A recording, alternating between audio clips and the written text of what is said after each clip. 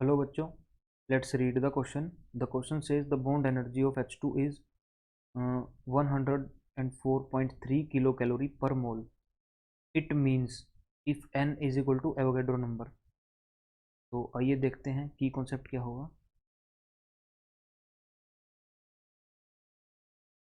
हमारा यहाँ पे की कॉन्सेप्ट होगा बॉन्ड एनर्जी और मोल कॉन्सेप्ट का भी यूज होगा।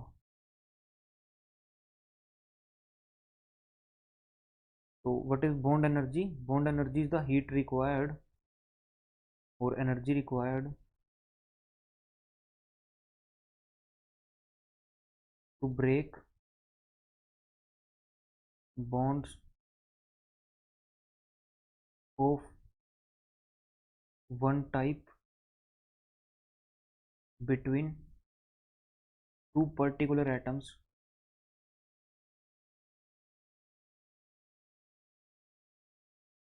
of one mole। यानी फॉर एग्जांपल हमें यहाँ पर H2 दिया गया है, तो H2 में हमारे पास कुछ इस तरह से बॉन्डिंग होगी और यहाँ पे हम अगर इसके 6.022 इंटू 10⁻23 मॉलिक्यूल्स के बीच के बॉन्ड को तोड़ें तो हमें जो एनर्जी देनी पड़ेगी उसको हम बोल देते हैं बॉन्ड एनर्जी।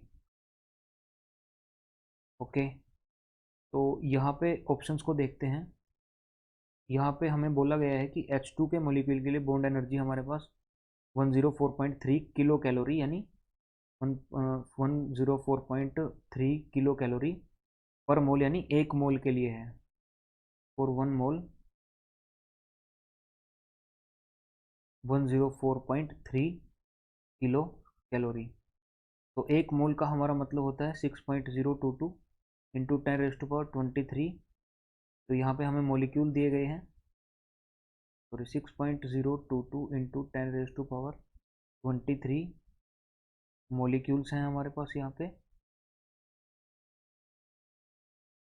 तो हमें 104 heat is required to break n bonds. n मतलब एवोगैड्रो नंबर ऑफ बॉन्ड्स।